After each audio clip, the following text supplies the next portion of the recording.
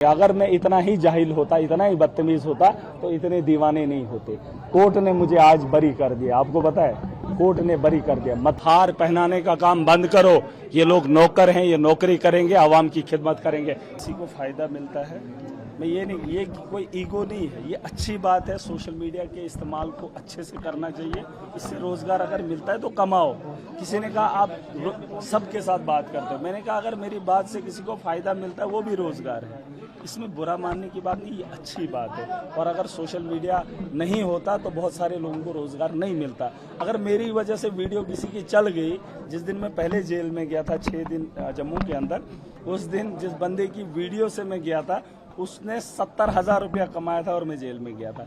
बात वो नहीं है, अगर किसी को पैसा बनता है हमारी बात से और लोगों को अच्छी लगती है, वो सुनते हैं, तो रोजगार देना तो मेरा फर्ज है। मैं कह रहा था कि मेरी बात से अगर रोजगार बन रहा है तो अच्छी बात है ना, क्योंकि मैं रोजगार तो नौजवानों को देना चाहता हूँ, तो इसमें बुरा मानने की बात नहीं है। बाकी जो आपके सवाल है, एक सवाल मेरा और रहेगा, आपने कहा मैं नशे के खिलाफ, आप हैं नशे के खिलाफ?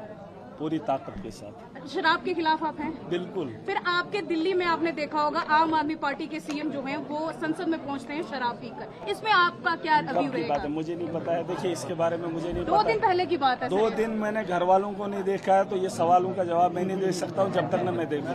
देखिए आप सवाल उससे पूछ सकते हैं जिसने देखा। आपको लगता है मैं कहीं बैठा हूँ, मैंने मोबाइल खोला होगा, कोई एक आदमी 1-2 फोन से ज्यादा मैंने फोन उठाए, मैंने तो खोला भी नहीं है। अभी जब मैं देखूंगा, गलत बात है शराब पीकर किसी असेंबली में जाना, ये तो बहुत। सर आखिरी सवाल मेरा रहेगा, तमाम पॉलिटिकल पार्टीज का ये कहना है मेराज मलिक का रुतबा बदल गया है, उन्हें बीजेपी को गाली देनी चाहिए लेकिन वजीर आला को आकर गाली दे रहे हैं। क्या भारतीय जनता पार्टी के साथ आपने हाथ मिला लिया? किसने कहा? ये पॉलिटिकल पार्टीज कह रही है, एनसी कह रही है, पीडीपी कह रही है। एनसी वालों को मैं बता चुका हूँ कि जम्मू कश्मीर का चीफ मिनिस्टर उमर अब्दुल्ला साहब है, मैं उस सरकार का हिस्सा रहा, मुझे पीएसए लगाया जिसमें सब ने कहा कि ये गलत है, सब ने कहा। उस वक्त आप उठा के देख लीजिए, किसी ने ये नहीं, मैंने कत्ल करके तो पीएसए नहीं ना लगा, बिल्कुल सर। मैंने किसी को मार धाड़ करके पीएसए नहीं ना लगा था। जेन्युइन मसले थे, उस जेन्युइन मसले में कुछ लोगों को मौका मिला, मुझे जेल के अंदर डाल दिया, उन्होंने अपना काम किया, उनको क्या ही कोसें, वो तो नीचा दिखाने के काम कर। लेकिन सरकार चीफ मिनिस्टर से तो मुझे भी उम्मीद थी ना,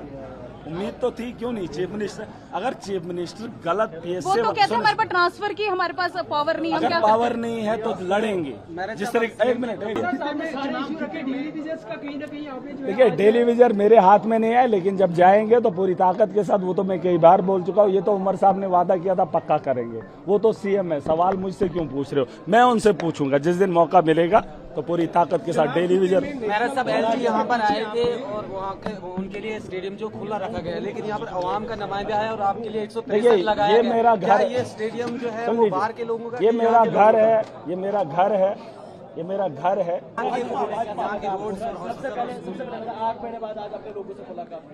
देखिए मुलाकात तो सबके सामने है, कैसी रही, क्या हुआ, जो भी हुआ अच्छा हुआ। आने वाले कल में अब डबल शिफ्ट में फिलहाल काम पे फोकस करेंगे। जेल हमने काटी, लोगों ने मुसीबतें उठाई, इसीलिए कि हमारा मुस्तकबिल बेहतर बने। जिन चीज़ों पे हमारी लड़ाई है वो जारी रहेगी और मुझे पूरी उम्मीद है, आज से मुझे पूरी उम्मीद है, मुझे बताने की ज़रूरत ना पड़े कि हॉस्टल के अंदर डॉक्टर नहीं है और डॉक्टर उसका इलाज भी कर रहा है, और जो डिस्क्रिप्शन में उसे लिखा जाएगा, जो अंदर की दवाइयाँ हैं वो वहाँ के लोगों को मिले और वहाँ से बेचने का काम ना हो। हॉस्टल की दवाई बाहर बेचते हैं और ऐसे टेस्ट लोगों को ना करवाएं जो जबरदस्ती बोलेंगे फलानी वहाँ से कराओ, फलानी वहाँ से करो। और अगर इस किस्म की शिकायत मुझे हॉस्टल से आए तो यकीन मानिए इसमें बड़े पैमाने आप उससे काम करेंगे, जो कमियां भी है, जो कम है। सर ऑनरेबल एमएलए को पीएसए लगाने के लिए स्पीकर से परमिशन लेनी पड़ती है। देखिए उसके बारे में छोड़ दीजिए, सुनिए, जो भी हुआ सो हो गया, जो वक्त था बीत गया, नया कल है, नया दौर है, एक नए दौर की कहानी लिखेंगे। जो बीत गया उसके बारे में मैं बात नहीं करूंगा। 7 एमपीज ने भाजपा ज्वाइन की है, बात वो नहीं है, तोड़ने का काम ये लोग करते हैं। सत्ता हासिल करने के लिए किसी भी हद तक जा सकते हैं लेकिन कामयाब नहीं होंगे। 70 साल में पहली बार 2014 में इनको मौका मिला था। 70 साल पहले भी तो हिंदुत्व पहले भी तो था, इन लोगों को क्यों नहीं मौका दिया? आज कुछ लोगों का जहन बदल चुका है, इन्होंने सोचा पता नहीं क्या होगा। ऐसा कुछ नहीं होगा, लोग अब समझदार हो गए हैं, लोग बदलाव चाहते हैं और आने वाले कल में आप थर्ड फ्रंट को बड़े पैमाने पर। भाजपा कह रही है कि नेशनल कॉन्फ्रेंस और कांग्रेस को महराज जो है वो चुनाव खिते से खत्म कर रहा है। चुनाव खिते की बात नहीं है, ये पूरे देश की जरूरत है, देश की बात करिए आप। देश की बात करिए, जम्मू कश्मीर के बदलाव की बात करिए। ऐसी बात नहीं, खिताई जनाब तो एक छोटा सा हिस्सा है, इससे मैं उस मुकाम तक नहीं पहुंच सकता हूं जिस मुकाम का मैंने नारा लगाया है। ये बड़े लेवल की लड़ाई है। मैंने कहा दुनिया की सबसे बड़ी पार्टी से मुकाबला है, और ये जो हिंदुस्तान है इसका खूबसूरत एक त्यौहार है जिसे लोकतंत्र कहते हैं, जिसे जमहूरियत कहते हैं। इसको बचाने के लिए और इसका सही इस्तेमाल करने के लिए हम एक रेस में, चीफ मिनिस्टर के वो ही मैं कह रहा हूँ, मैं हकदार नहीं हूँ, मैं उस अखाड़े का खिलाड़ी हूँ। अवाम अगर चाहेगी अपनी ताकत मेरे हाथों में देगी, अगर भरोसा करती है जम्मू कश्मीर के निजाम को बदलने में देर नहीं करूंगा। महराज जी, काम होगा अब या फिर से आरोप लगेंगे? आरोप नहीं लगेंगे। देखिए, आपके माध्यम से आप इसको काट के देना, नए लोग हैं, डीसी नया है, एसएसपी नया है, मैं भी नया हूं, जेल से छूट के आया हूं, तो यकीनन नया दौर होगा। जो देखिए, सुन लीजिए, जो इनका काम है ये वो काम करें, जो इलीगल होगा उसके करने के लिए ना मैंने कभी किसी को बोला है और ना मैं बोलूंगा। जो अच्छा काम है वो करने के लिए इनको बिठाया है, और मुझे नहीं लगता है, अभी मैं मीटिंग कर रहा हूं, एक बार इनसे रूबरू होकर बात करेंगे और इनके भी सुनेंगे और अपनी भी सुनाएंगे, और मुझे नहीं लगता है कि आज के बाद कभी शिकायत का मौका मिलेगा। देखिए, जब ये लोग अपना काम करेंगे, अगर मैं इतना ही जाहिल होता, इतना ही बदतमीज होता तो इतने दीवाने नहीं होते।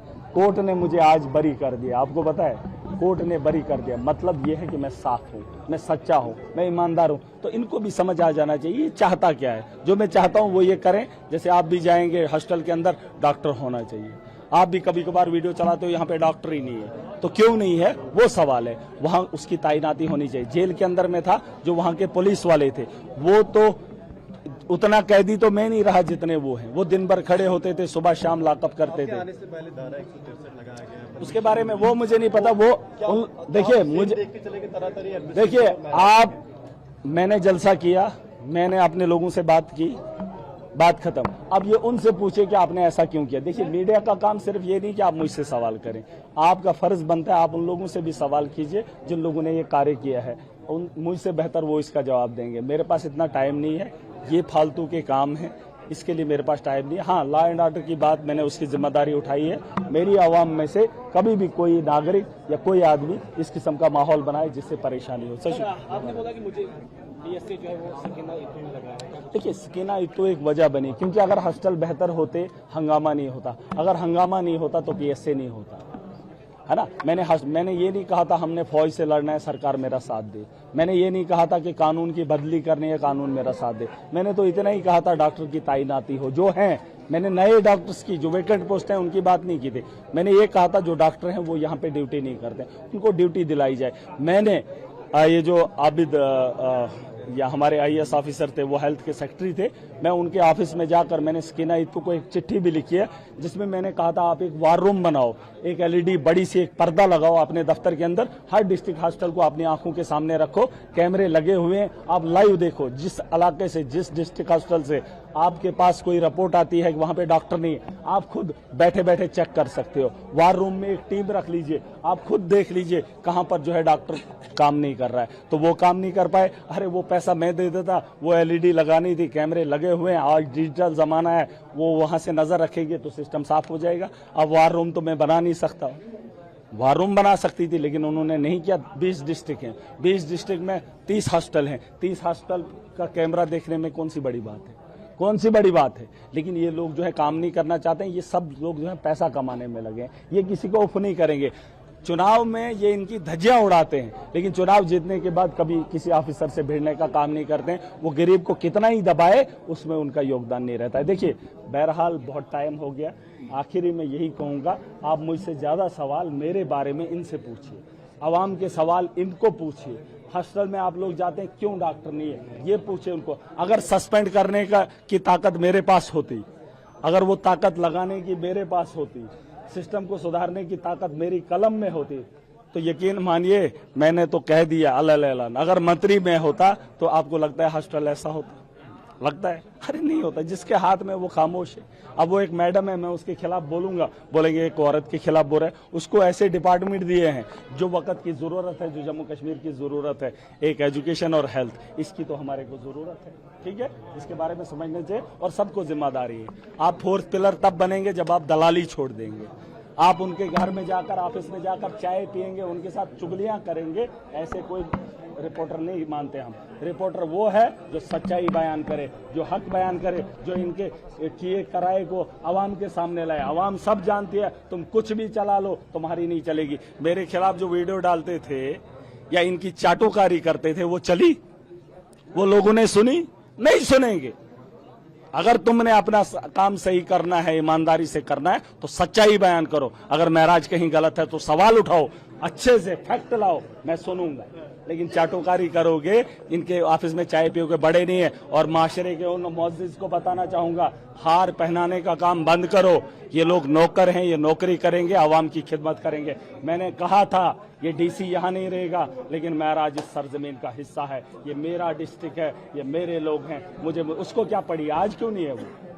वो चले गया, अपना वक्त निकाल के वो लूट के गया या छोड़ के गया, है ना। उन लोगों की चाटुकारिता रह गई, उन लोगों का नंगा नाच रह गया, लेकिन आवाम के सामने वो पर्दाफाश हो गया, है कि नहीं? तो इसलिए काम वो करो जो जचे, जो अच्छा हो।